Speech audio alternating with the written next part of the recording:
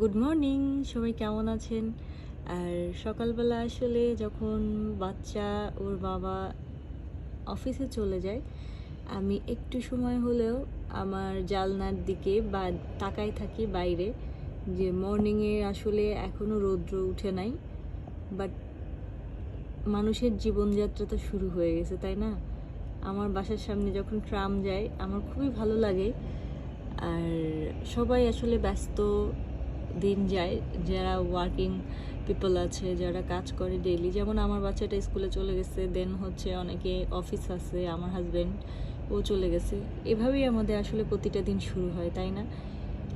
নতুন কোনো স্বপ্ন, নতুন কোনো আশা, যাই হোক সবাইকে বলবো এই নতুন স্বপ্ন, নতুন আশা নিয়ে প্রতিটা দিন যেন সবার ভালো কাটে, ঈশ্বর যেন সবাইকে ভালো রাখে, এই শুভকামনাই রইল। আর সর্বোপরি কথা বলবো এটাই, যে শুভ সকালবেলায় যে প্লিজ যে যেখানে আছো পরিবারকে নিয়ে, এবং পরিবারকে সময় দাও, পরিবারকে নিয়ে যতটা পারো পরিবারকে সময় দাও, বাবা মাকে সময় দাও, আর নিজের লোককে সময় দাও, এটাই বলবো। জানি না আমার কথাগুলো কেউ খারাপভাবে নেবেন না প্লিজ। আমি আমার পরিবারকে নিয়ে কেন বলি জানেন? পরিবার ছাড়া আসলে পৃথিবীতে কিছুই নাই, যেটা সত্যি কথা। এটা এখন হাড়ে হাড়ে টের পাচ্ছি।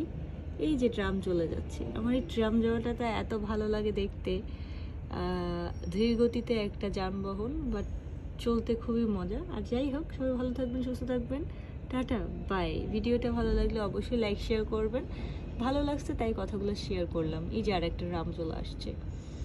আর সবাইকে বলবো নতুন দিন, নতুন সকাল, সব কিছু যেন ভগবান সবার মনের আশা পূর্ণ করে, এটাই বলবো। আর ভালো থাকবেন সবাই। Tata, by.